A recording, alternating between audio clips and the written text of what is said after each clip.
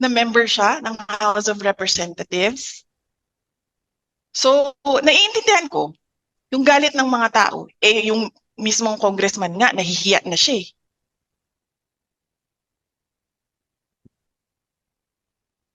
Jason. Yes, ma'am. Last question na lang po. For the upcoming 2025 elections, marami po ang mga tatakbo uli bilang mga kongresista. Ano po yung paalala po natin sa mga kababayan po natin, especially sa nangyayari ngayon, sa gitna na nangyayari sa House of Representatives? Yes, oo. Unang-una, huwag sila magpadala sa vote buying.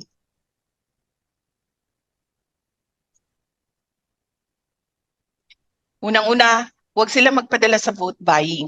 Ang vote buying ngayon, nakatago na sa pangalang ayuda, nakatago na sa pangalang AIX, nakatago siya sa pangalang AKAP, nakatago siya sa pangalang tupad. So, unang-una, pera nyo yan, pera yan ng bayan, tanggapin nyo yan. Hanapin nyo ang buong amount doon sa voucher kung ano daw ang natatanggap ninyo. Huwag kayo magpadala sa vote buying kasi we will end up in an embarrassing situation na nanonood sa atin ang mga ibang bansa kasi ganito ang nangyayari sa House of Representatives natin. Pangalawa, huwag kayong maniwala sa mga promises ng mga politiko.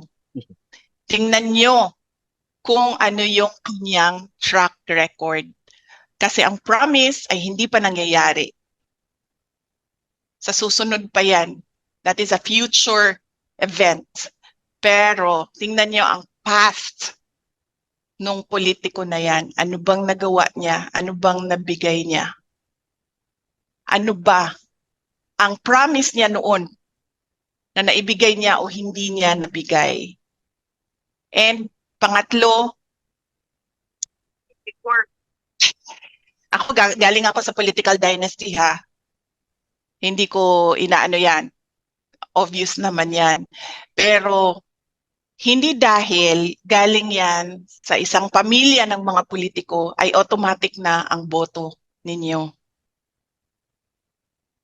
Pag-isipan ninyo kung ano ang kapasidad ng tao na yan bago ninyo iboto. Huwag kayong bumoto dahil sa apelido. Okay? Okay ka na, Jason? Are you? Daghang salamat, ma'am. Okay. Thank you.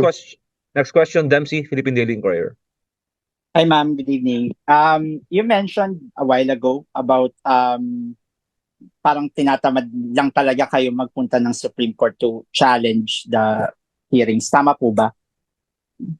Na parang ganun yung sitwasyon ngayon. And so, yes, na-discuss talaga, ma'am, na may parang gagawin kayo sanang legal remedy or to go to Supreme Court to challenge this. I mean, what could possibly prompt you to go there already? I mean, hindi pa ba enough na seeing what's happening right now for you to go to Supreme Court? I mean, di ba, parang you mentioned na nga na parang, I mean, from the questions earlier, sinasabi na parang napapersecute na nga raw, won't those be enough reasons for you to go to Supreme Court already and to challenge it? I mean, if you're not going to attend, why not just challenge it to the Supreme Court then?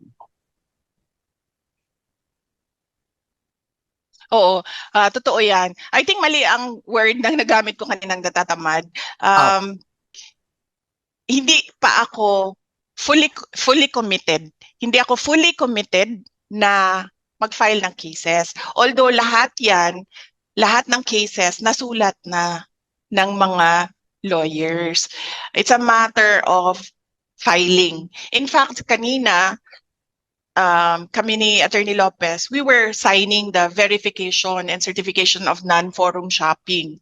Nagpirma na siya, nagpirma na ako. Inaantay na lang namin na na magsabi ang mga lawyers na we're ready. Everything, all the documents are ready for filing. Pero nasulat na lahat. Yung sa akin lang kasi, parang yes, tama naman na i-question sa mga korte natin yung ginagawa ng 19th Congress. Pero naisip ko din kasi hanggang June na lang din naman sila. And hindi naman ito kasi matatapos sa June para sa akin. Matatapos ito sa 2028 kung meron ng bagong Pangulo. Kung matuloy man ang election ng 2028. Kasi nandoon pa rin sa isa sa mga discussion and bullet points nila ang charter change. So, kailangan namin upuan ulit again and again ng mga lawyers, but ready sila sa kanilang mga hinanda na cases. Okay. Siguro follow up. I mean, what would prompt you what would prompt you to finally attend the committee hearings? Kasi parang as mentioned nga earlier, I mean, the panel was clearly looking for you and the other officers from your office na mag-appear doon po sa committee hearings. I mean, what would prompt you? Ano yung parang magiging final straw nyo for you to finally attend and to somehow respond to the questions being raised during the previous hearings? May parang certain move ba na dapat gawin yung House bago kayo umattend po mismo? Or anything that could prompt you to finally go there?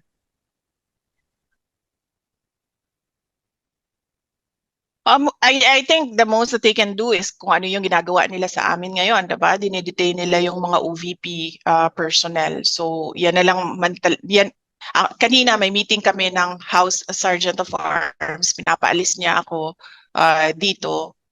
And then sinasabihan niya ako, because we have to put extra security because the Vice President is here. And then I told them, sir, I am not your security problem.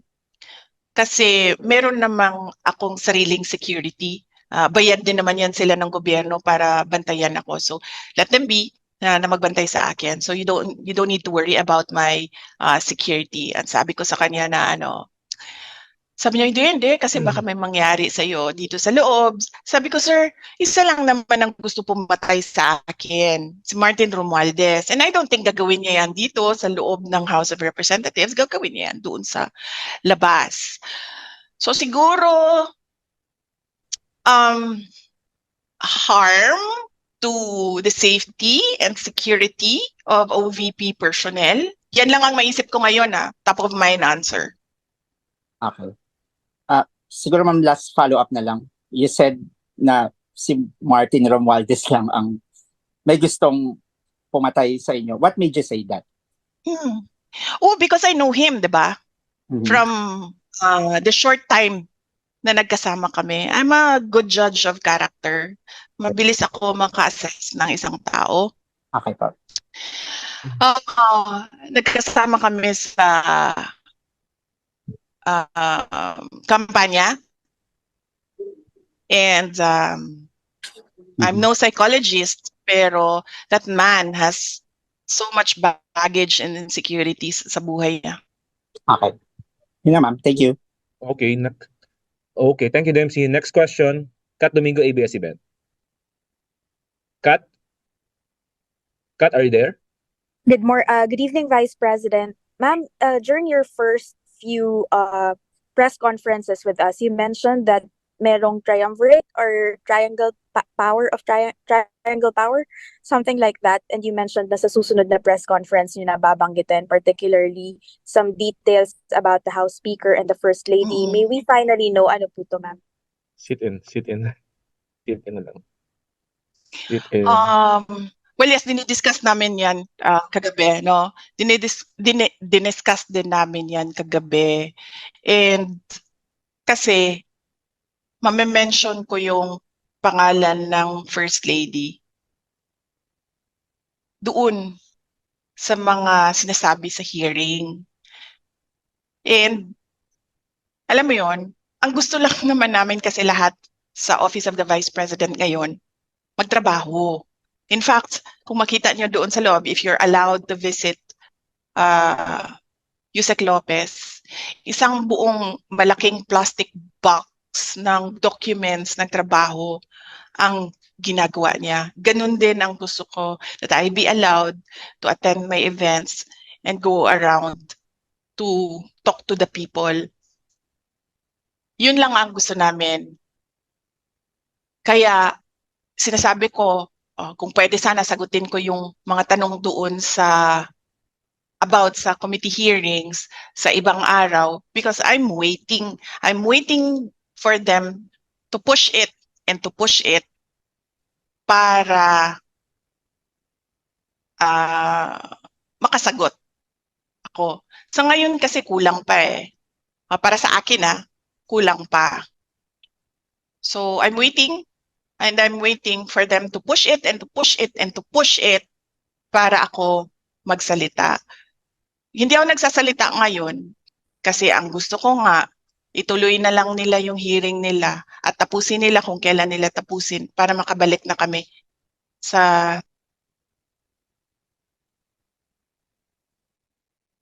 Ma'am, may we at least know kung anong issue po yung yung kinakasangkutan nila allegedly? Is it a corruption issue? Is it just a matter of politicking? It's about envelopes na sinasabi. Sorry, ma'am, envelopes? Envelopes. The one with the money, ma'am, does it mean that it may have originated from the House Speaker and the First Lady po? Ayoko na I'm waiting for them. I'm waiting for them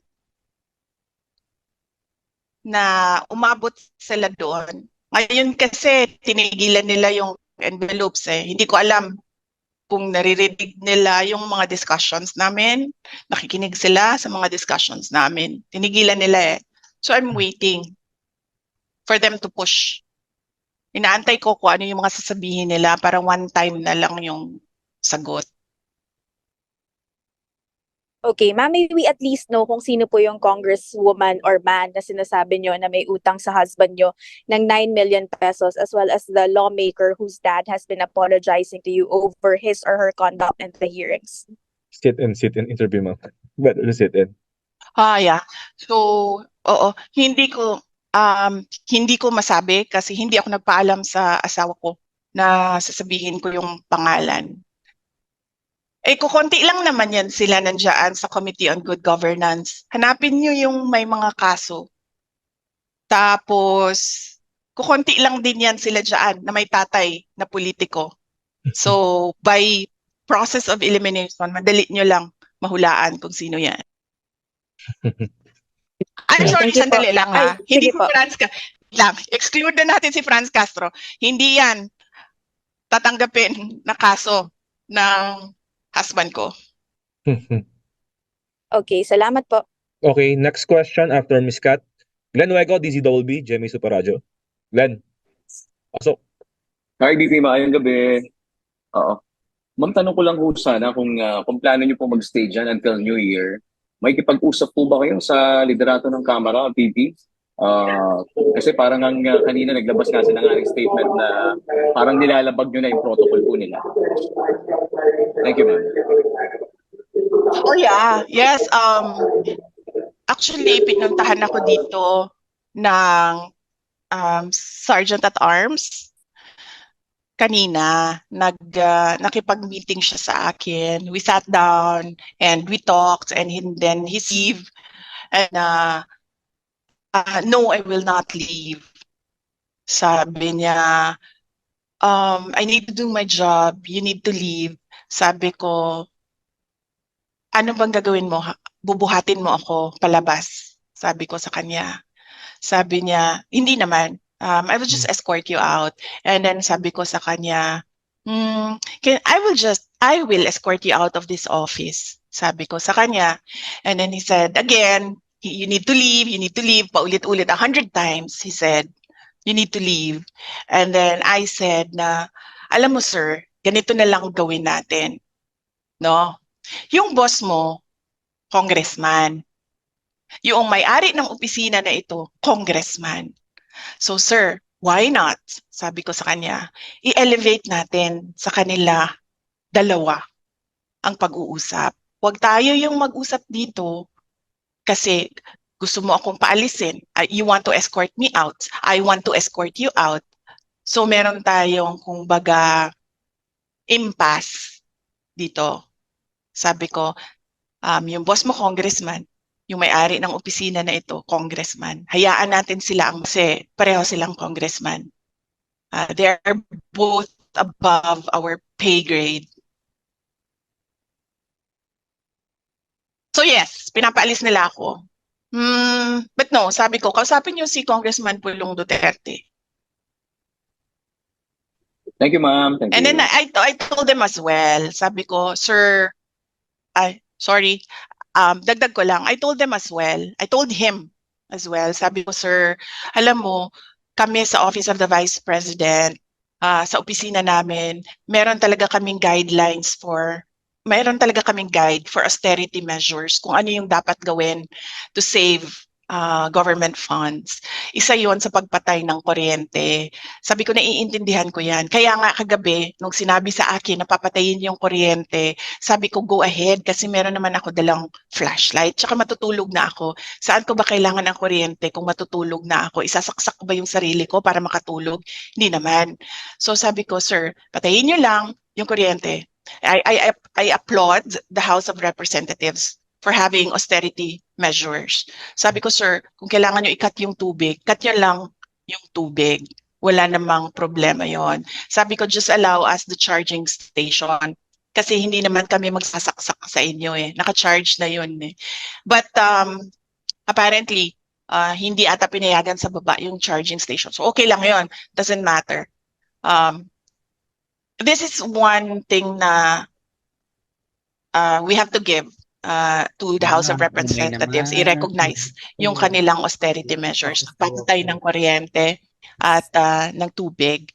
But actually, marami akong suggestions sa Speaker of the House on how to improve his compound. Mayroon akong mga suggestions. But yes, baka pagbalik niya sa Lunes, ako na yung speaker dito. VP Speaker na tawag ninyong lahat sa akin. Bumalik na siya.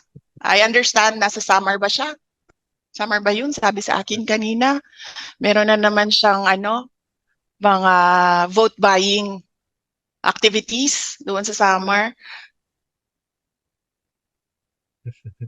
Si JC, Okay, tawagin Glenn. mo ko VP Speaker sa Monday. Thank you, ma'am. Thank you. Next question, Kuya Henry Uri, DZRH, are you still there? Kuya Henry? Oh, wala na. Okay, next, Lanes Kapanti, GMA News Online. Nasel? Nasel? Wala. Okay, next question, Miss Jed. JC, hanggang ano oras tayo? Ma'am, last two questions. 7:30? Last Last two two questions. questions. Okay, thank you. Miss Jed, UNTV. Evening Jen? po, VP. Hmm. Yes po. Apo. Hmm. VP, tanong ko lang po, what do you think would stop all these seemingly attacks against you po? Ay, hindi na, ma'am, hindi yan titigil hanggang sa 2028 election. Naiintindihan ko na yan ngayon. Noong una, hindi ko actually naintindihan. Pero noong bumisita ako kay former Senate President Manny Villar, bumisita ako sa kanya. And siya yung nagpaintindi sa akin.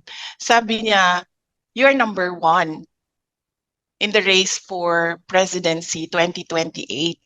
Sabi niya, hindi na yan titigil hanggang sa election day ng 2028. In fact, iyan yung concern ko, ma'am. Kasi I will be viable for the next 4 presidential elections.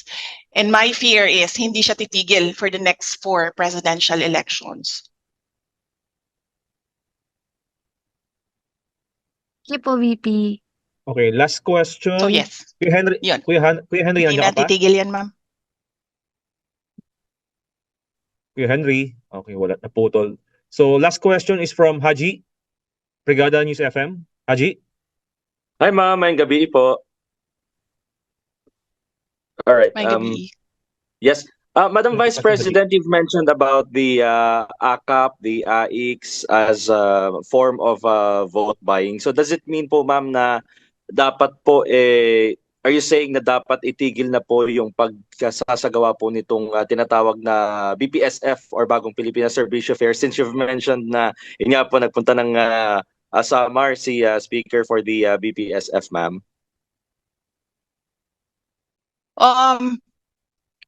Well, yes, that is a matter, no, na dapat pag-usapan ng executive department. Kasi clearly, ginagamit naman kasi talaga siya sa vote buying. In fact, noong nakaraang barangay elections, meron akong kausap na isang member ng House of Representatives. And then natanong ko siya, sabi ko, magkano ba yung suporta mo sa mga barangay candidates? And then sinabi niya, no, I don't give. Binibigyan ko lang sila ng allotment ng wala pang AKAP noon eh. Binibigyan ko sila ng AIX and tupad. So clearly sa ganun meron ng parang some sort of admission from a politician na ginagamit siya for vote buying. In fact, noong nakaraang election din ng barangay election, merong nag-file ng case talaga, di ba, sa Davao Region. Kasi ginamit siya pambayad sa mga botante. Well, kung ako ang presidente, hindi ako papayag ng ganyan. Kasi para saan ba yan? Di ba para sa mga individuals in crisis at para sa mga kapos? Ang dami-dami kayang nakakatanggap na hindi in crisis and hindi kapos. In fact, sabi nga nung DSWD, bago lang, di ba? Nagpalabas sila ng news item. Sinasabi niya doon, wag i-politicize ang pamimigay noong kanilang ayuda. GC, I see that certain Dodi and Kat Domingo naka-raise yung kamay nila. Gusto mo ba sila Ma'am, done na ako, i-acknowledge? sorry. Hindi ko lang nababa. Baka hindi lang. Done na po si Kat. Kat is done. Okay. Okay. Dodi? Okay. Oh, really? Last question. Yes. Hello, BP.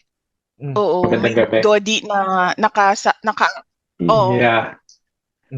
Okay, so citizen lang ako, average citizen, average voter. So obviously, hindi naman talaga in aid of legislation yan. Tama kayo, BP. And para sa akin kayo yung kauna-unahang nabudol ni BBM. Election pa lang, alam natin by 2028 kung sino yung susunod, and alam natin lahat kung anong gagawin ng mga yellow and left para ma-prevent yan. Pero look at us now. Ngayon sa bansa natin na nagiging voice of reason, ito mga left. Mga left, something is wrong. Diba? Ang ako lang, ma'am, is hindi naman seryoso, pero you think may sibling rivalry itong si Senator Amy at BBM? Kasi ini-expose at na-expose tuloy yung leadership ng kapatid niya. Yun lang, ma'am. Okay.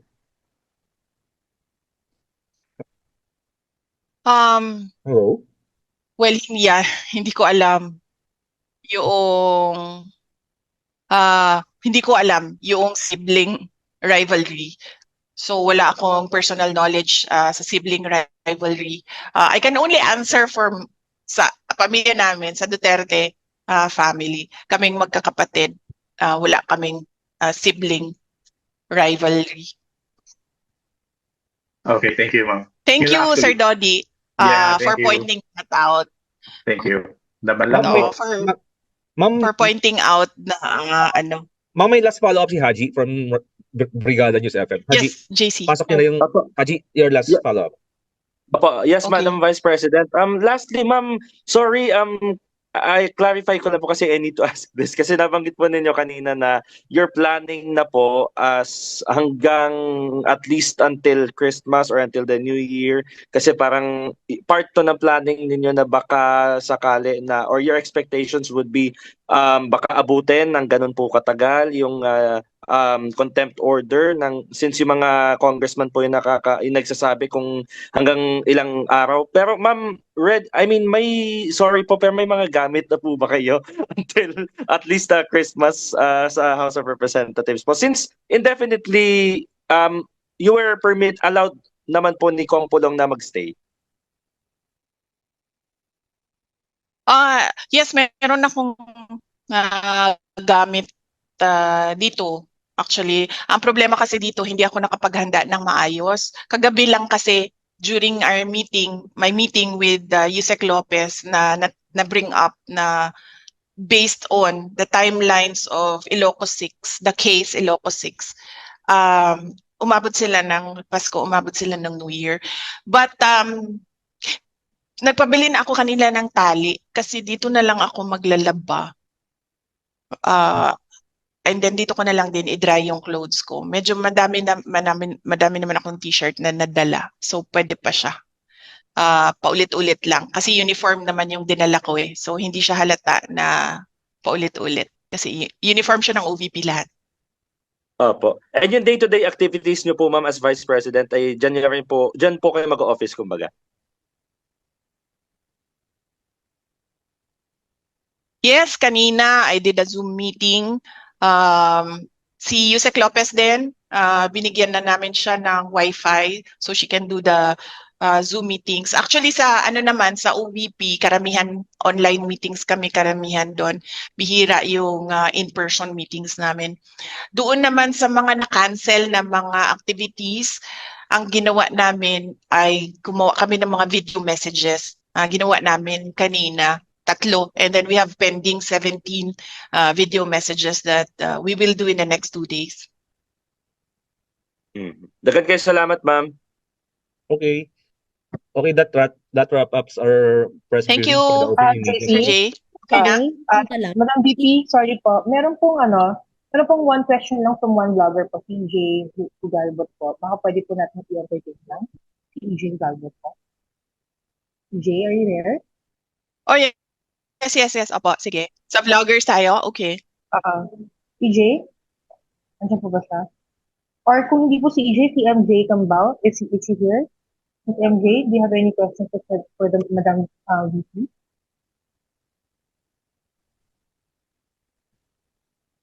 Alright, so mukhang wala po. Pero meron pa pong nag-raise ng hand eh.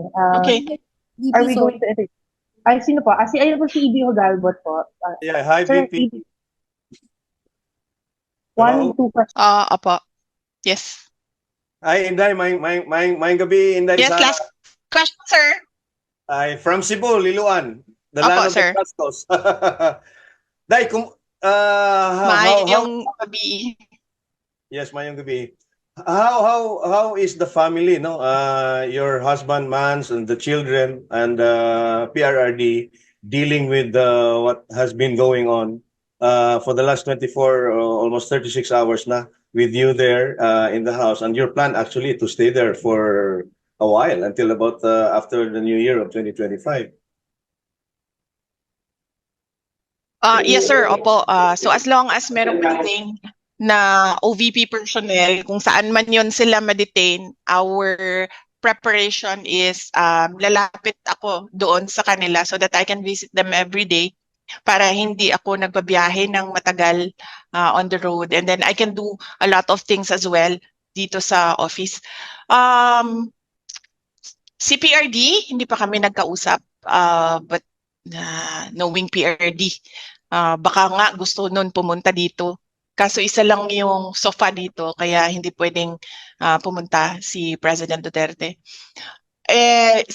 My husband, nag-text siya kanina, nagtanong siya kung ano yung mga kailangan ko, and then I told him na kompleto naman yung mga gamit ko dito, so walang problema. And then sa family na naman kasi namin, sir, kapag merong isang parent na wala sa bahay, we always do a video call every night. So meron kaming ganun every night, basta merong isa sa amin na wala sa bahay. So meron kaming communication or meron kaming family discussion every night. Ang hindi ko pa lang nasabi sa mga bata is kung nasaan ako ngayon. Kasi ang expectation nila Ngayon, nasa Cagayan de Oro ako. But tonight, during our video call, sasabihin ko sa kanila kung nasaan ako. Especially so that yung isa sa mga anak ko, ninang niya, si Yusek Zulaika Lopez. The only ninang. Kasi ano lang yung godparents niya. Isang ninong, isang ninang. And they're very close, yung anak ko tsaka si Yusek Lopez. So I expect her to understand kung bakit nandito ako. But mag-usap kami mamaya. Day, follow-up Sure. question na lang, no? You mentioned, Thank you. baka pupunta si PRRD dyan. Yes. What if maraming mga supporters mo ang gusto na rin pumunta dyan sa Batasan, mga ordinary Filipinos? Yes. Yan din madami actually nag-text sa akin, sir, na gusto nila pumunta. And then sinasabihan ko sila na wag na kayo pumunta. Alam ko lahat ng mga tao ngayon ay kulang ang kita, kulang ang hanap buhay. Sabi ko sa kanila, tumutok na lang muna kayo sa mga trabaho ninyo para maganda or masaya yung Pasko ng mga pamilya ninyo. So yan yung lagi ko sinasabi sa mga tao na sinasabi nila na pupunta sila dito. And then meron ding one or two politicians na nagsabi na pwede ba silang bumisita dito. And then I told them na bisita na lang siguro sila sa office hours na ang House of Representatives. So wag during weekends kasi wala namang opisina dito. And wag after office hours. Thank you, Day. VP, palihog po. Thank you. Sorry, last na ma'am. Ayong gabi. Magandang. Yes. Ma'am? Yes. PRRD. Ma'am, sorry. Makapunta kayo? VP Sara? Hello? VP Sara, sorry, I have to ask a question. Yes, ma'am. Your father po, si former President Duterte Sino to? po, when he attended the Quadcom hearing po before, no? And you were there. TV5. Opo. So, si PRRD po, he took the oath po when he attended the Quadcom hearing tungkol nga po dun sa EJK po nung patay dun sa kanyang Jaguar. And during our ambush interview po after that, sinabi niya, he is urging you to do the same din sana. So far po ma'am, kasi yung ma-attend po ngayon na OVP officials have no personal knowledge po regarding the confidential expenses. And ang itinuturo nga po nila na ay ang specialist bursing officers and chief of staff and kayo po na may nakakaalam nga po dito sa confidential funds. So yung lawmakers po right now are still very hopeful that you will attend the hearing, explain and answer the questions po about the over 600 million confidential funds ng inyong opisina at paano po ba talaga ginasta itong pondo po ng taong bayan. Marian, last question, wrap up here. Kindly wrap up. Okay. Yes. Okay. Yes, nagets ko. Unang point mo is sumagot sa mga members ng House of Representatives. Sinabi ko na kanina kung bakit ako hindi sasagot sa members of the House of Representatives. Dagdag ko lang doon na the power of the purse is the power to give or take away money. Hindi sila ang nag-audit ng utilization na ang government funds. Yan ay exclusive domain ng Commission on Audit. Yan ang sinasabi namin lagi. Sumasagot kami, nagko-cooperate kami sa Commission on Audit. Kahit pa we feel na sinasabihan na ang Commission on Audit ng mga some members of the House of Representatives kung paano mag-audit. Nandoon pa rin kami sa full cooperation sa Commission on Audit. Sabi ni PRD na yun din ang gagawin ko, mag-oath ako and mag-attend ng hearing. As I said, umattend ako. Hindi lang ako nag-oath because meron akong objection sa unconstitutionality ng rules ng House of Representatives. Pero in an inquiry in aid of legislation, does it matter kung may oath o wala yung tao? Nandyan yung tao as a resource person. You're there to ask them information para makakraft ka ng batas. So, does it matter kung naka-oath siya or hindi? Kasi pwede mo, you as a legislator, you have to sift through all the pieces of information that were given, diba? Hanapin mo ano ba ang ano dito relevant, ano bang hindi relevant para ka makagawa ng batas. Pero hindi naman kasi ganun nang nangyayari. Ang ginagawa nila, they're taking on the role of a prosecutorial investigation. And pagdating naman kay PRD, he's already a former president. So sabi nga niya, di ba, huwag kayo maniwala sa akin kasi vice president lang ako. Hindi ako maniniwala sa kanya kasi former president siya. Hindi naman siya incumbent president. Alright, I think that's it, no? Ma'am, okay na po ba? Thank you! Okay po tayo? Maraming salamat po. Salamat. Salamat po sa lahat. Salamat. Sa ating Bye-bye. mga- Thank you! Thank you Ma'am, po. Thank Ingat you, po kayo. ma'am. God bless Thank po kayo sa you, inyo lahat. Pebbles. And Thank thank you you, DDS communications team. Ingat po kayo. Ingat po kayo. Salamat po. You can leave the room na po. Salamat.